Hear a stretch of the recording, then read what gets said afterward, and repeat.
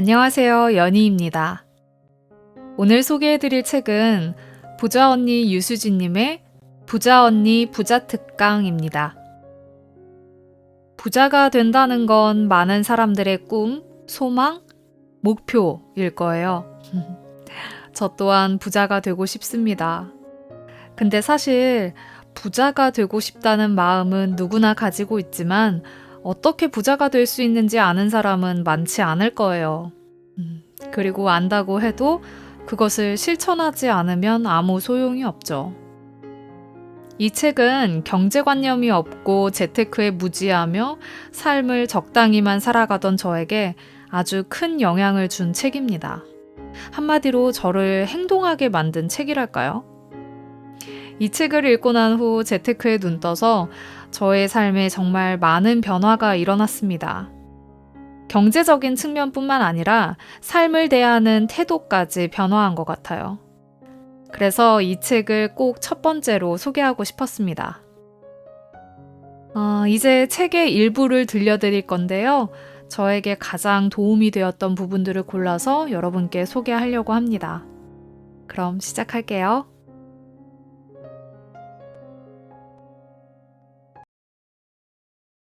부자가 되는 방법에는 5가지가 있다.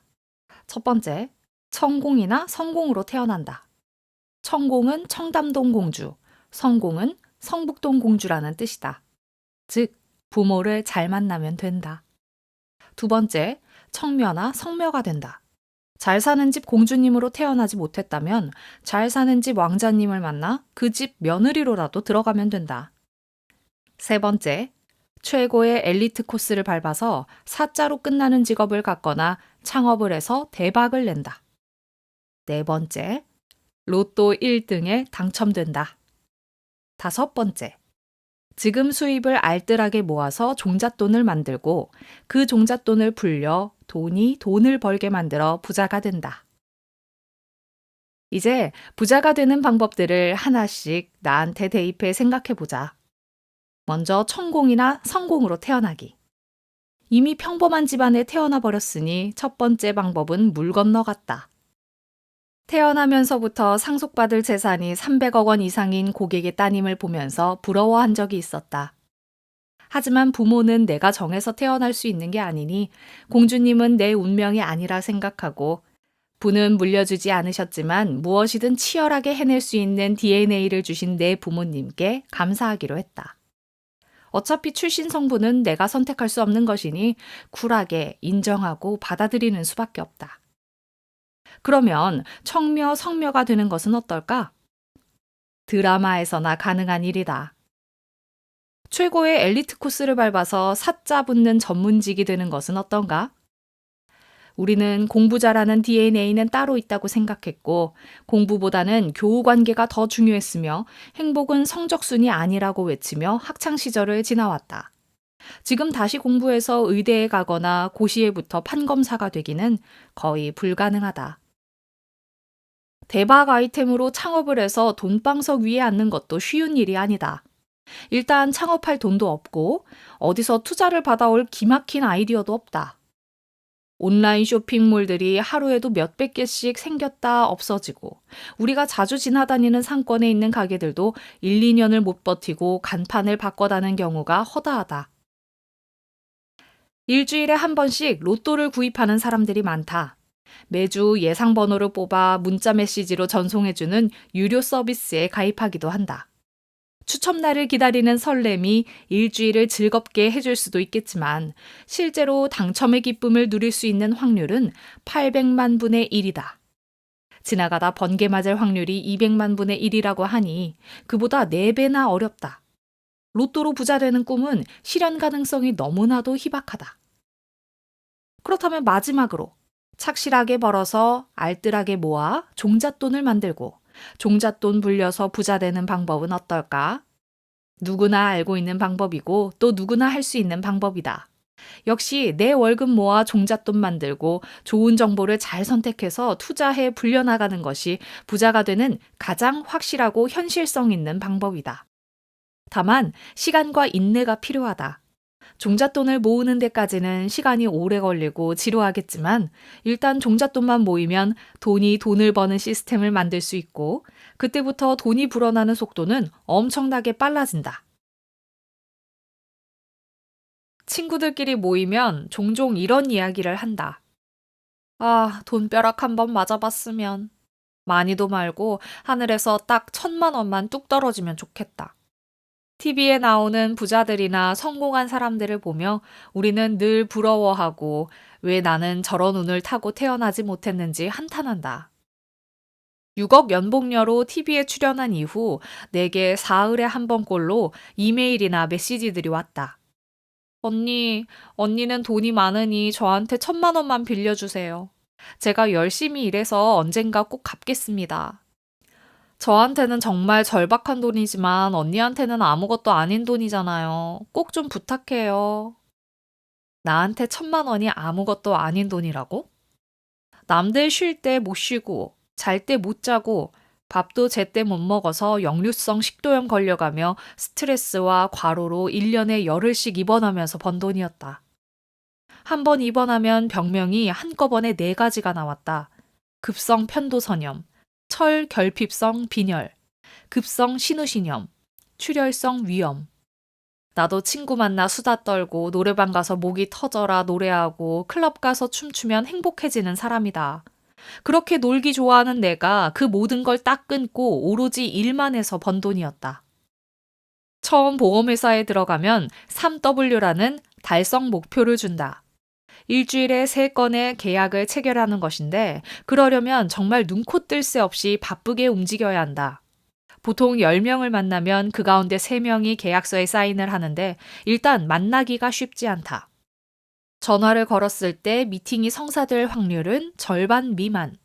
그러니 10명을 만나려면 최소한 30명 정도에게 전화를 걸어야 한다.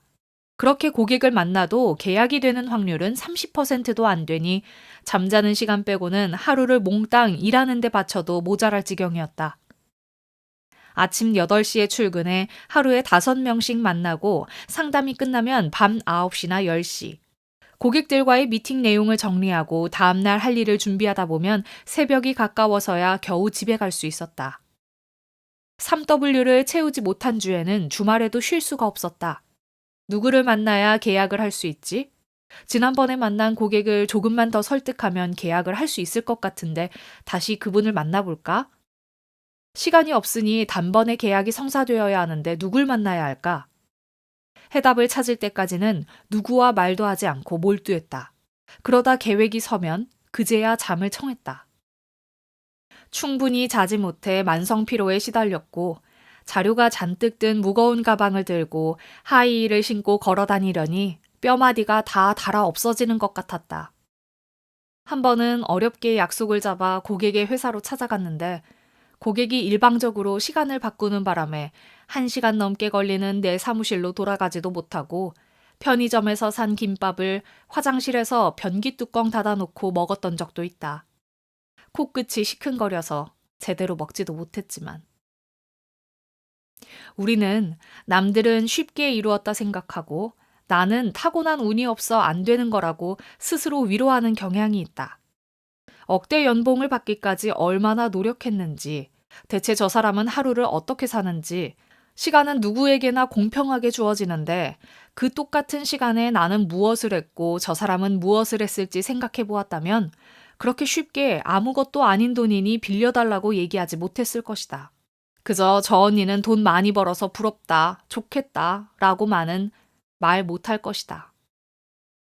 어떤 형태이든 부와 성공을 거머쥔 사람들에게는 눈물로 가시밭길을 걸어온 고통의 시간들이 있다. 우리는 그것은 들여다보지 않고 겉으로 드러난 화려한 모습만 쫓는다. 사촌이 땅을 사면 배가 아프다는데 그 사촌이 땅 사려고 적금 붓고 있을 때 나는 백화점 가서 스스로에게 선물을 하고 해외여행 가서 면세점의 쇼핑 여왕이 되었던 것을 기억해야 한다.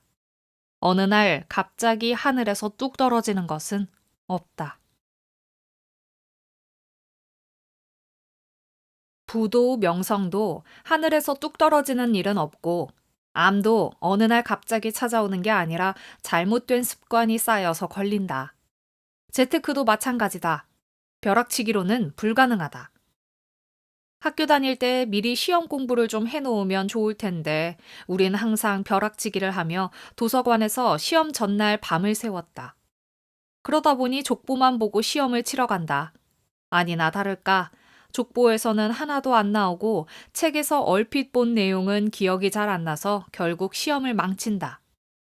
다음 시험은 미리 준비해야지 하다가도 막상 시험 기간이 되면 또 벼락치기를 하고 있는 한심한 내 자신을 발견하게 된다.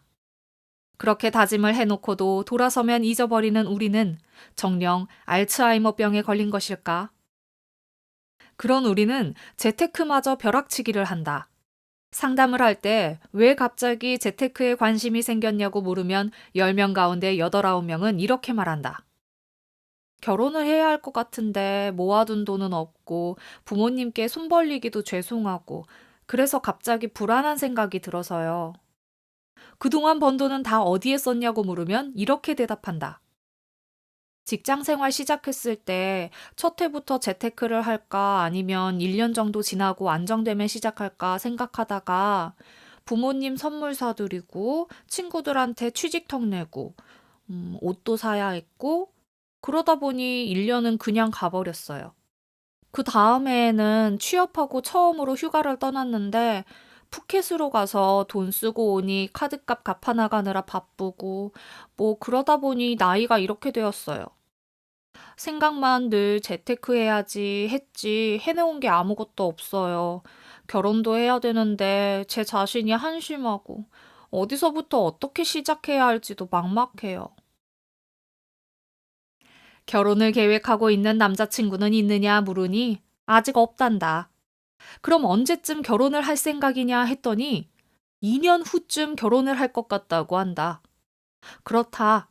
우리는 남자친구가 없어도 늘 결혼은 2년 후쯤 할 것 같다.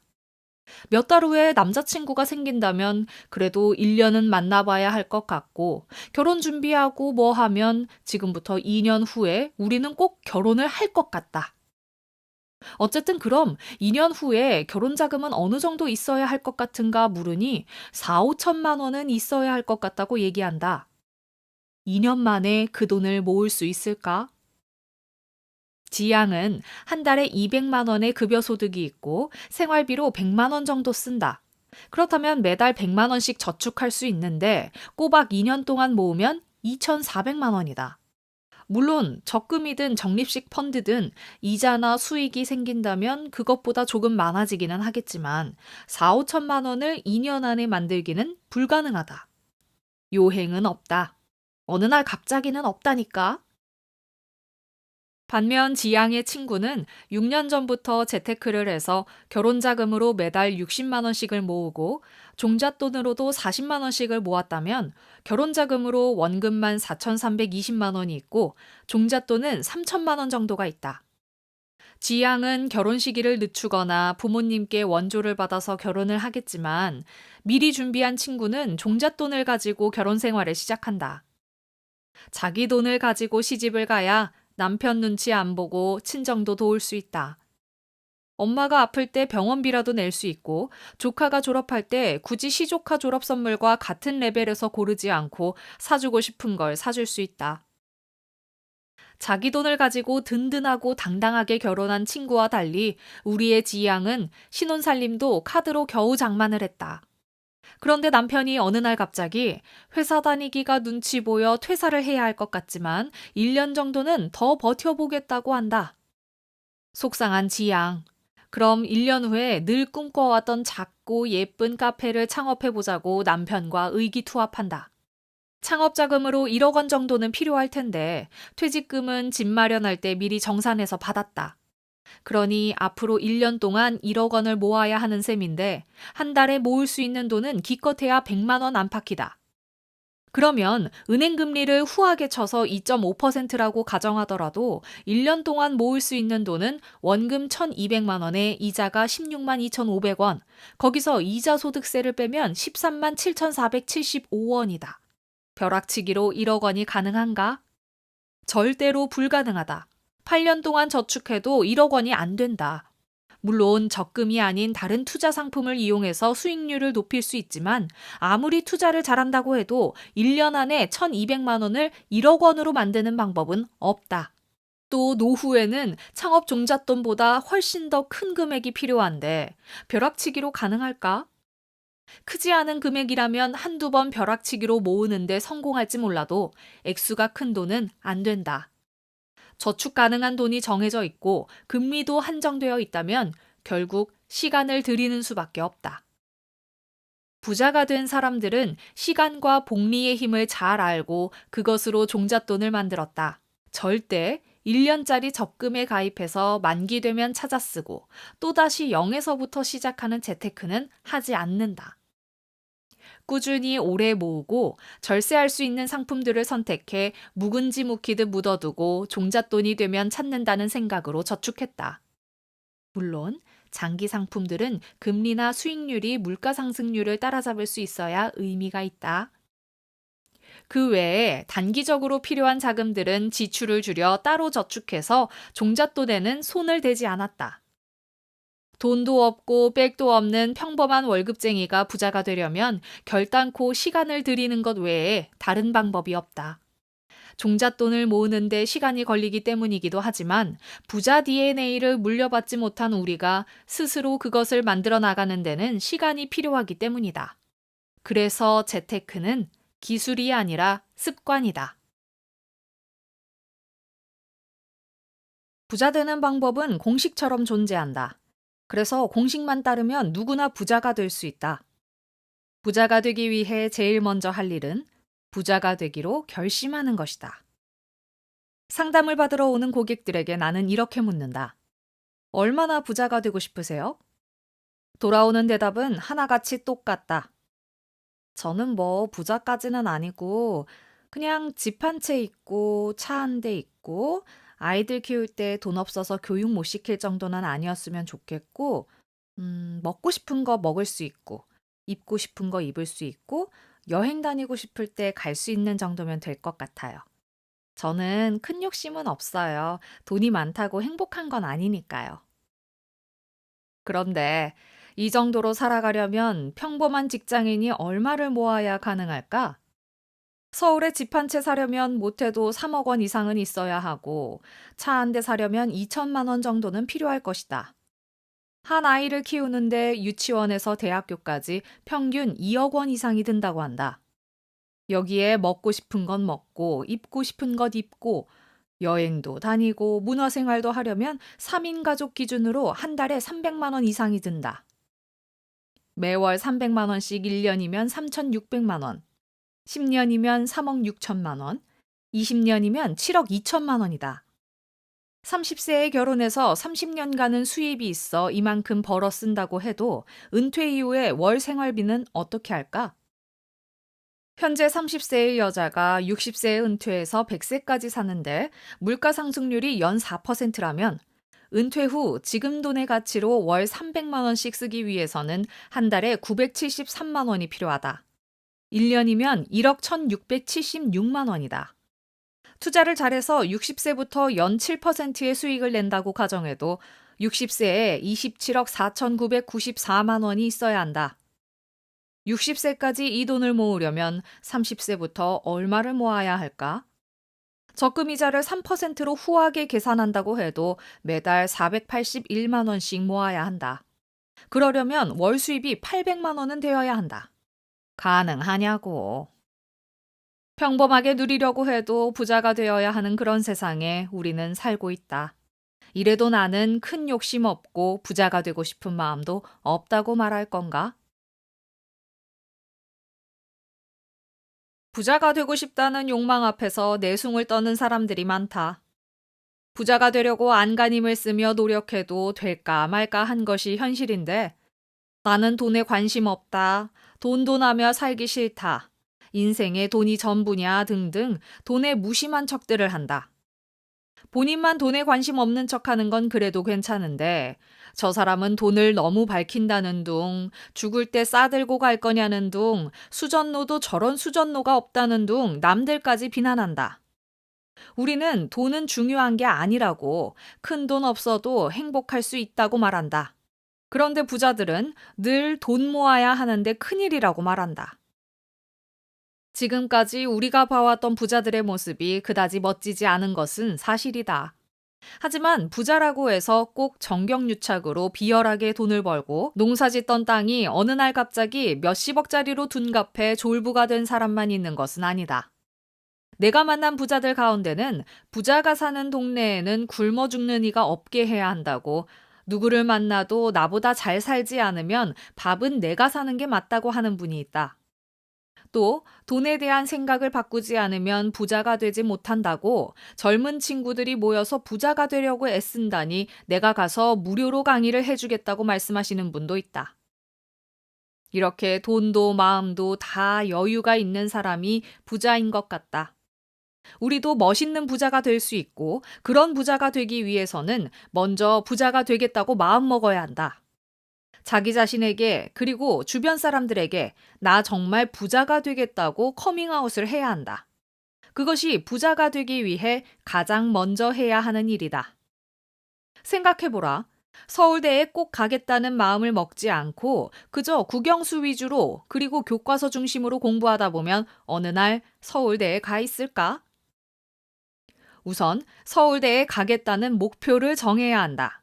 그리고 수능 점수는 몇 점 이상이어야 하고, 내 점수로 현재 지원 가능한 곳은 어디고, 내가 가고 싶은 과는 몇 점 이상이라야 갈 수 있는지, 그럼 현재 나의 점수를 몇 점 이상 끌어올려야 하는지 파악해야 한다. 그런 다음 나는 수학이 부족하니 수학 점수를 올리기 위해서 학원을 다니거나 과외를 하거나 문제집을 더 풀거나 하겠다는 전략을 찾아내야 한다. 왜냐하면 꼭 서울대에 가야 하니까. 부자 되는 것도 마찬가지다.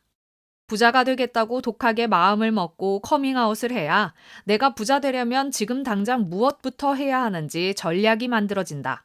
재테크도 막연히 열심히 모으다 보면 지금보다는 나아지겠지라는 생각으로 하게 되면 어느 순간 열정은 식고 방향도 잃어버린다.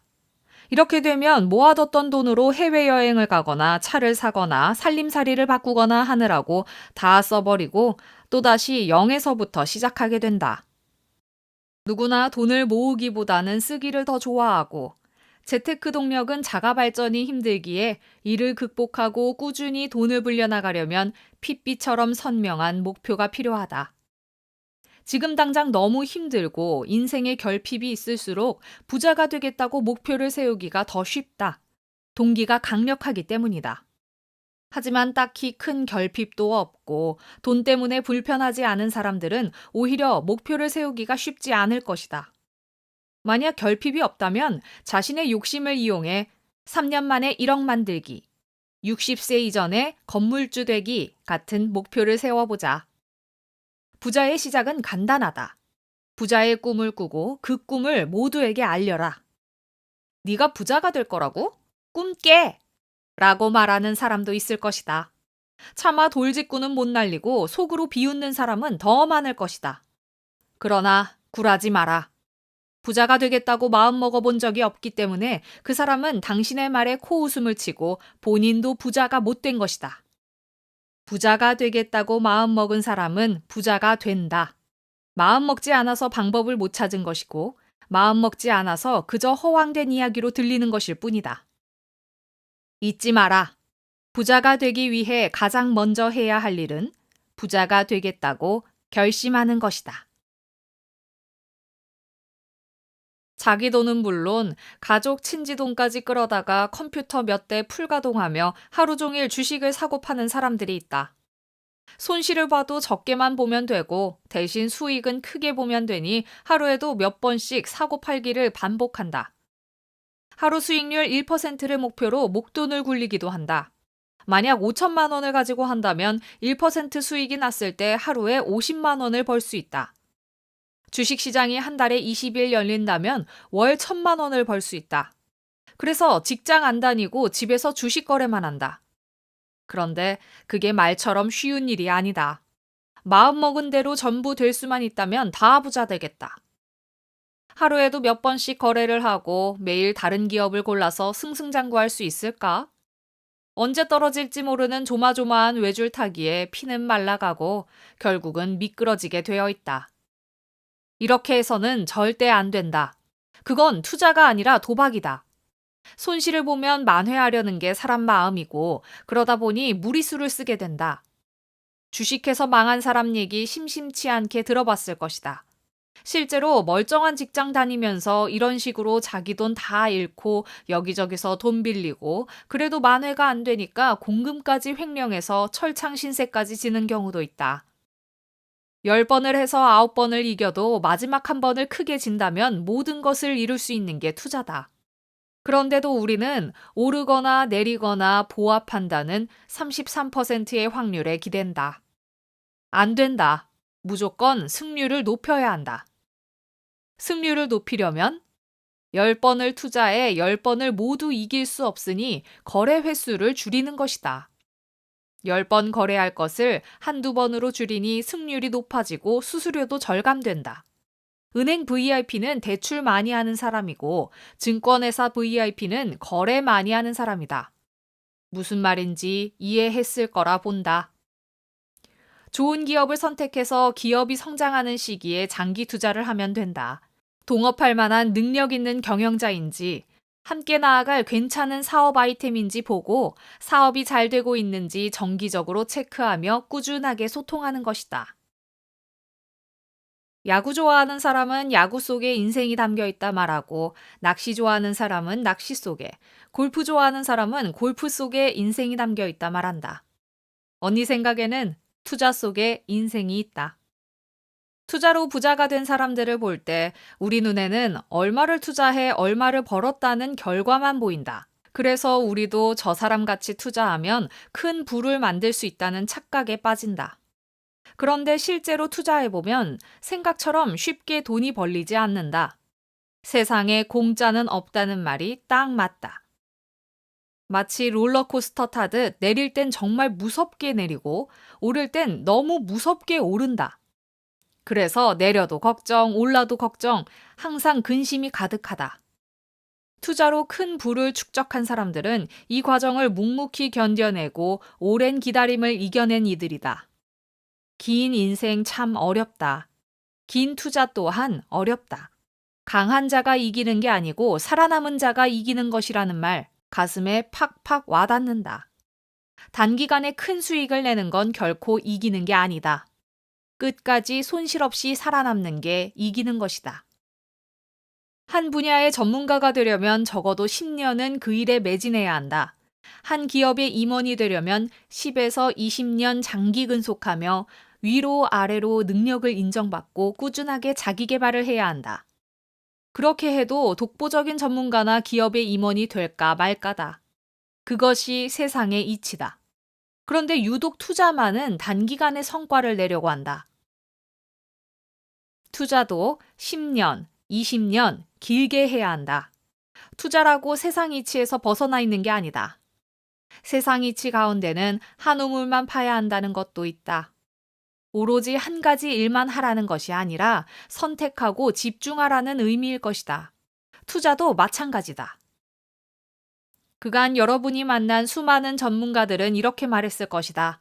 깨지기 쉬우니 계란을 한 바구니에 담으면 안 된다고. 그렇게 분산 투자를 권했을 것이다. 한 상품에만 가입하면 잘 되면 좋겠지만 손해보면 어떻게 하느냐. 그러니 1번, 2번, 3번 펀드에 10만 원씩 나눠서 가입하시라. 하지만 워런 버핏은 이렇게 말했다. 무엇을 해야 할지 모르는 사람들이나 분산 투자를 한다. 분산 투자한답시고 잘 알지도 못하는 기업들에 내 돈과 에너지를 낭비하지 말고 좋은 기업에 오랫동안 투자해라. 로드맵대로만 한다면 5년 후에는 1억 원 넘게 모을 수 있으니 기분이 참 좋기는 한데 여전히 마음 한구석에 의구심이 들 것이다. 3년 동안 50% 수익을 내는 건 수긍이 되는데 어떻게 해마다 꼬박꼬박 15%나 수익을 낸다는 거야? 말도 안 돼. 아니, 말 된다. 이제부터 이 언니가 15% 수익을 내는 방법을 무려 4가지나 알려주겠다. 첫 번째, 지출을 줄인다. 월 200만 원 버는 사람이 월 100만 원을 쓴다는 것은 분명 문제가 있다. 이 사람의 생활 패턴을 보면 점심 식사 후 별다방 콩다방에서 라떼를 마실 거다. 직장 동료들과 아무 생각 없이 마시는 라떼 한 잔의 가격은 5천 원. 그리고 라떼만 마시나? 스트레스를 받아서 단 걸 먹어야 한다며 조각 케이크도 함께 산다. 그럼 둘이 나누어 내도 7천 원을 쓰게 된다. 습관처럼 생각 없이 들르는 별다방, 콩다방만 안 가도 하루에 7천 원을 아낄 수 있다. 한 달이면 20만 원, 1년이면 240만 원이다. 1년에 1200만 원 모을 수 있는 사람에게 240만 원은 수익률 몇 퍼센트? 20%다. 어디 가서 확정금리 20%를 받을 수 있을까? 15% 수익률? 말 된다. 부자들이 내놓은 쓰레기 봉투를 뒤져보면 안 버려도 되는 물건은 하나도 없고 정말 딱 쓰레기만 들어있다. 돈도 많으면서 부자들은 왜 그렇게 구두쇠처럼 구는 걸까? 아끼는 습관이 부자를 만들었기 때문이기도 하지만 내가 아끼는 것이 얼마나 저축으로 모아지는가를 정확히 알고 있기 때문이다. 우리는 발렛 파킹비 2천 원 아끼겠다고 자신이 직접 차를 세우고 식당에 들어가는 부자들을 손가락질하지만 그들은 내가 안 쓰면 그게 다 내 자산이 되는데 왜 쓸데없이 돈을 쓰냐고 생각한다. 우리도 아끼기는 한다. 왠지 모를 죄책감이 드니까 돈을 펑펑 쓰고 난 다음 달에는 허리띠 졸라매고 산다. 그런데 살다 보면 또 우울해진다. 내가 이렇게 살려고 야근하며 고생하는 게 아닌데 이렇게 악착같이 살아서 무슨 부귀영화를 누리겠다고. 그래서 다음 달에는 또 마구 써버리고 그렇게 카드값 펑크나면 후회하고 자책하고 그 다음 달에는 아껴서 살아야겠다고 또 결심한다. 하지만 이제는 내가 아끼는 것이 나에게 얼마만큼 확정금리가 되어 돌아오는지 알았으니 아껴야 할 이유가 보다 분명해졌다. 아끼려면 노력해야 하고 노력은 당연히 고통스럽다. 하지만 종잣돈이 모일 때까지 자기 절제는 필수다. 그 정도의 절제도 없이 부자가 된 사람은 한 명도 없다. 그렇다고 커피도 마시지 말라는 얘기는 아니고 출근길에 커피를 사 마시는 대신 텀블러에 집에서 내린 커피를 담아 다니는 버릇을 들이면 된다.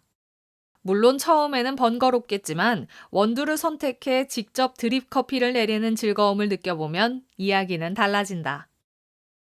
케냐 더블A와 콜롬비아 슈프리모를 구별할 줄 아는 여자. 취향까지 한 단계 업그레이드 시킬 수 있으시겠다. 원두는 블렌딩해서 판매하는 카페나 온라인 사이트에서 손쉽게 살 수 있다. 뜻이 맞는 직장 동료들이 있다면 함께 반자동 커피 머신을 사서 원두를 주문해 만들어 마시는 방법도 괜찮다. 포털 사이트 검색창에 반자동 커피 머신을 입력하면 제품들을 볼 수 있다. 13만 원대의 훌륭한 기계를 살 수 있고 스팀 밀크도 만들 수 있어서 라떼로도 언제든 먹을 수 있다. 한번 직접 해보면 별다방 콩다방 라떼 맛없어서 못 먹을 지경일 거다. 조금만 부지런해져서 택시 대신 버스를 이용하고 조금 더 많이 부지런해져서 버스 한두 정거장 정도는 걸어 다니면 돈 들여 운동하지 않아도 된다. 친구 만날 때는 뮤지컬이나 영화 보러 가는 대신 입장료 없는 박물관이나 미술관에 가서 인문학적 교양도 쌓고 술 마시고 노래방 가는 대신 등산 가서 폐에 깨끗한 산소 공급해주면 얼마나 좋은가? 야식도 줄여야 한다. 무슨 치맥을 일주일에 한 번씩 먹나? 정출출하면 치맥 대신 홈메이드 닭가슴살 샐러드를 먹는 것은 불가능할지도 모르겠지만 여하튼 야식, 간식을 줄여서 지출도 줄이고 살도 줄여라. 물론 돈덩어리가 커지면 치맥 안 먹고 라떼 한 잔 아낀다고 수익이 20%가 되지는 않는다.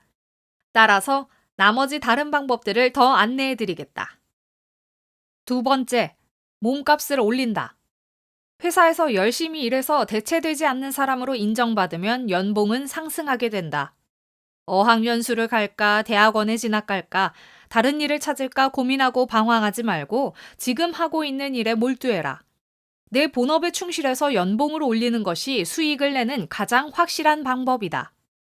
연봉이 200만 원만 올라도 1년에 1200만 원 모을 수 있는 사람에게는 확정금리 16%와 같다. 세 번째, 부수입을 만든다. 예를 들면 언니는 타로점을 볼 줄 안다. 오래전부터 관심이 있어서 타로점 보는 법을 열심히 배웠다. 만약 내가 지인들에게 타로점을 봐준다면 한 번 보는데 3만 원이니 일주일에 2명만 봐줘도 6만 원이다. 한 달이면 24만 원, 1년이면 288만 원. 1200만 원 모을 수 있는 사람에게 288만 원은 20%의 수익이다. 네 번째, 투자를 잘한다. 적금이나 예금, 저축성 보험 같은 금리형 상품 가운데 15% 수익을 만들 수 있는 상품은 현재 존재하지 않는다. 그러니 투자를 통해 15% 수익을 만드는 방법밖에 없다. 이제는 선택의 여지가 없다. 선진국의 경우 제로금리에 가까운 금융 환경 때문에 대부분의 국민들이 투자를 통해 재테크를 한다. 반면 우리나라는 안전하고 언제 깨도 원금 손실은 없다는 이유를 들어 아직도 적금이나 예금을 선호한다. 하지만 이제는 투자를 하지 않으면 학자금부터 주택 마련, 노후까지 대출의 고리에서 벗어날 수 없는 가난한 삶을 살 수밖에 없다.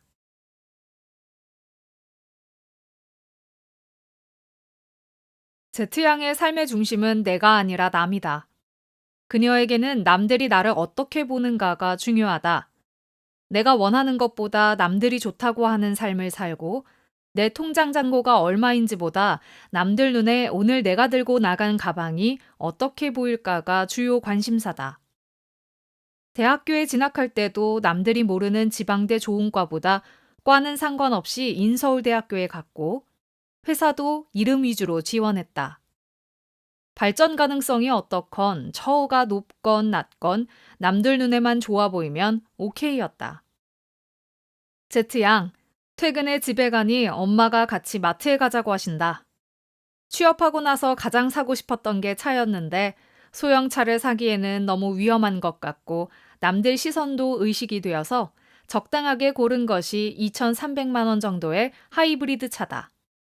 차 할부 갚아나가느라 허리가 휠 지경이지만 그래도 차가 있으니 엄마가 필요로 하실 때 마트도 갈 수 있고 바람 쐬고 싶을 때 서울 근교로 드라이브 겸 단거리 여행도 할 수 있어서 참 좋다.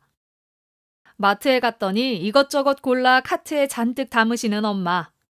뭘 이렇게 많이 사시냐고 한마디를 했더니 엄마 친구 딸들은 매주 엄마랑 같이 마트에서 장도 봐주고 계산도 다 한다며 어찌나 잔소리를 하시는지 되로 주고 말로 받았다.